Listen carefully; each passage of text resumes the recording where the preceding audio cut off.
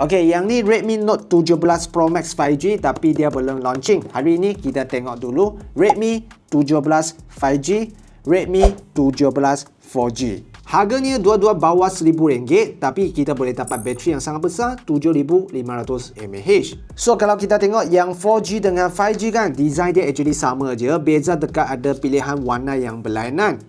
Saiz dia sama juga 6.9 inci 120Hz refresh rate. Guna Corning Gorilla Glass 7i, tahan lasak, jatuh tak senang pecah. Skrin yang besar, layar movie memang puas hati. Guna untuk kerja, untuk harian memang cukup best. Dan korang cuba tengok, actually dia tak berat dan actually dia memang nipis sahaja. Tapi kan bateri dalam phone ini memang besar 7500 mAh. Nak guna sehari dekat luar memang tak ada hal. Charge dia pun laju, support 45W fast charging. Speaker dia stereo speaker dekat atas dan bawah. Dan ada juga audio jack untuk earphone. Belakang sini dekat sebelah kamera kita ada RGB light yang cantik. Kita boleh set warna yang kita nak untuk notification. Dua-duanya ada kamera 50MP. Gambar dia padan dengan harga dia. Jelas, terang dan selfie pun cantik. So beza antara 4G dengan 5G kan, beza dekat chipset dia saja. Yang 4G punya semestinya chipset dia 4G, MediaTek Helio G91 Ultra. Dan 5G punya adalah Snapdragon 4 Gen 5. So dua-dua model ini kan memang sesuai untuk kalau kita guna untuk harian, untuk kerja ataupun untuk kita main game sikit-sikit.